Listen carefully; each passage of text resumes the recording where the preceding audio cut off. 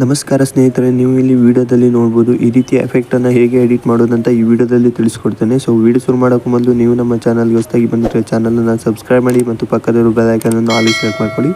VPN on ಮಾಡಿ, ನಂತರ CapCut open ಮಾಡಿ. ಇಲ್ಲಿ ನೀವು ವಿಡಿಯೋವನ್ನು ಆ್ಯಡ್ ಮಾಡ್ಕೊಳ್ಳಿ ಮೊದಲಿಗೆ. ನಂತರ ವಿಡಿಯೋ ಮೇಲೆ ಕ್ಲಿಕ್ ಮಾಡಿ. ಸೊ ಇದನ್ನು ಕಾಪಿ ಮಾಡಿ. ನಂತರ ಕಾಪಿ ಮಾಡಿದ ಲೇಯರನ್ನು ಓವರ್ಲೇ ಮಾಡಿ. ಮೇಲಿರೋ ವಿಡಿಯೋದ ಕೆಳಗಡೆ ಈ ವಿಡಿಯೋವನ್ನು ಅಡ್ಜಸ್ಟ್ ಮಾಡಿ. ನಂತರ ಓವರ್ಲೇ ಮಾಡಿದ ವಿಡಿಯೋ ಮೇಲೆ ಕ್ಲಿಕ್ ಮಾಡಿ. ಕಟ್ಔಟ್ ಆಪ್ಷನ್ ಮೇಲೆ ಕ್ಲಿಕ್ ಮಾಡಿ. ಇಲ್ಲಿ ಬ್ರಷ್ ಮೇಲೆ ಕ್ಲಿಕ್ ಮಾಡಿಬಿಟ್ಟು ಸೊ ಬೈಕ್ನ ಬ್ಯಾಕ್ಗ್ರೌಂಡನ್ನು ರಿಮೂವ್ ಮಾಡೋಣ ಇವಾಗ.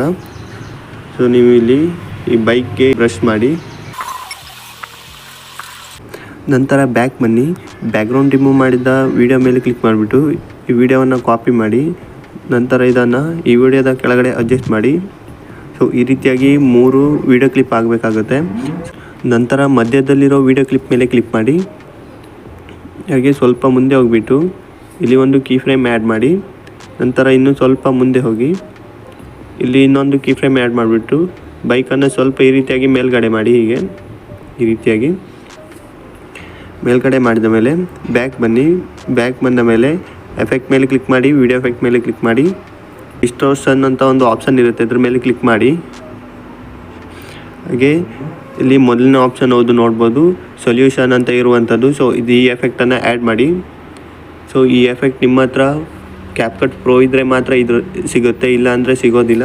ಸೊ ನಿಮಗೆ CapCut Pro ಆ್ಯಪ್ ಬೇಕಂದರೆ ಸೊ ನನ್ನ ಇನ್ಸ್ಟಾಗ್ರಾಮ್ಗೆ ಹೋಗಿ ಫಾಲೋ ಮಾಡಿ. ಫಾಲೋ ಮಾಡಿದ ಮೇಲೆ ಮೆಸೇಜ್ ಬಾಕ್ಸ್ ಓಪನ್ ಮಾಡಿದ ಮೇಲೆ ಮೇಲ್ಗಡೆ ಬ್ಲೂ ಕಲರಲ್ಲಿ CapCut Pro ಅಂತ ಇದೆ, ಅದ್ರ ಮೇಲೆ ಕ್ಲಿಕ್ ಮಾಡಿದರೆ ನಿಮಗೆ ಅಲ್ಲಿ ಲಿಂಕ್ ಸೆಂಡ್ ಆಗುತ್ತೆ, ಅಲ್ಲಿಂದ ನೀವು ಡೌನ್ಲೋಡ್ ಮಾಡ್ಕೊಳ್ಳಿ.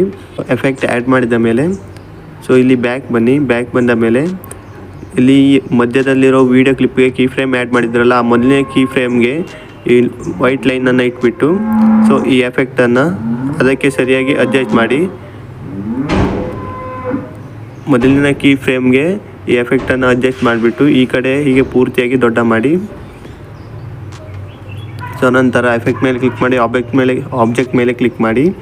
ನಂತರ ಮಧ್ಯದಲ್ಲಿರೋ ಓವರ್ಲೇಗೆ ಸೆಲೆಕ್ಟ್ ಮಾಡಿ. ಹಾಗೆ ಅಡ್ಜಸ್ಟ್ ಮೇಲೆ ಕ್ಲಿಕ್ ಮಾಡಿ. ಸೊ ಇವಾಗ ಅಡ್ಜಸ್ಟ್ ಮಾಡೋಣ. ಸೊ ಇದನ್ನು ನೀವು ಸರಿಯಾಗಿ ನೋಡ್ಕೊಳ್ಳಿ. ಸ್ಪೀಡನ್ನು 80ಕ್ಕೆ ಮಾಡಿ.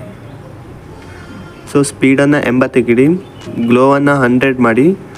ನಂತರ ಸೈಜ್ 70ಕ್ಕೆ ಇಡಿ. ನಂತರ ರೇಂಜನ್ನು 40 ಮಾಡಿ. ಹಾಗೆ ಟ್ವಿಸ್ಟ್ 100 ಇಡಿ. ನಂತರ ಇಂಟೆನ್ಸಿಟಿಯನ್ನು 0 ಮಾಡಿಬಿಟ್ಟು ಹಾರಿಜಾಂಟಲನ್ನು 100 ಮಾಡಿ. ನಂತರ ರೈಟ್ ಮಾರ್ಕ್ ಮೇಲೆ ಕ್ಲಿಕ್ ಮಾಡಿ. ಸೊ ಇಲ್ಲಿ ನಾವು ಕೀ ಫ್ರೇಮ್ ಆ್ಯಡ್ ಮಾಡಿದ್ರಲ್ಲ, ಅಲ್ಲಿ ಗ್ರಾಫ್ಸನ್ನು ಆ್ಯಡ್ ಮಾಡಿಲ್ಲ. ಸೊ ಗ್ರಾಫ್ಸನ್ನು ಆ್ಯಡ್ ಮಾಡೋಣ. ಸೊ ಇವೆರಡು ಕೀ ಫ್ರೇಮ್ನ ಮಿಡ್ಲಲ್ಲಿ ಇಲ್ಲಿ ವೈಟ್ ಲೈನನ್ನು ಇಟ್ಬಿಟ್ಟು ಗ್ರಾಫ್ಸ್ ಮೇಲೆ ಕ್ಲಿಕ್ ಮಾಡಿ. ಆ್ಯಸ್ ಇನ್ 3 ಗ್ರಾಫ್ಸನ್ನು ಆ್ಯಡ್ ಮಾಡಿ. ನಾನು ಇಲ್ಲಿ ಎಫೆಕ್ಟನ್ನು ಅಡ್ಜಸ್ಟ್ ಮಾಡೋದು ಇನ್ನೊಮ್ಮೆ ಹೇಳ್ತೇನೆ, ಸರಿಯಾಗಿ ನೋಡ್ಕೊಳ್ಳಿ. ಸೊ ಸ್ಪೀಡನ್ನು 80ಕ್ಕೆ ಇಡಿ. ಗ್ಲೋ 100 ಮಾಡಿ. ನಂತರ ಸೈಜ್ 70ಕ್ಕೆ ಇಡಿ. ರೇಂಜ್ 40. ಹಾಗೆ ಟ್ವಿಸ್ಟ್ 100. ಇಂಟೆನ್ಸಿಟಿ 0. ಹಾರಿಜಾಂಟಲ್ 100 ಮಾಡಿಬಿಟ್ಟು ರೈಟ್ ಮಾರ್ಕ್ ಮೇಲೆ ಕ್ಲಿಕ್ ಮಾಡಿ. ಹಾಗೆ ವಿಡಿಯೋವನ್ನು ಸೇವ್ ಮಾಡಿ.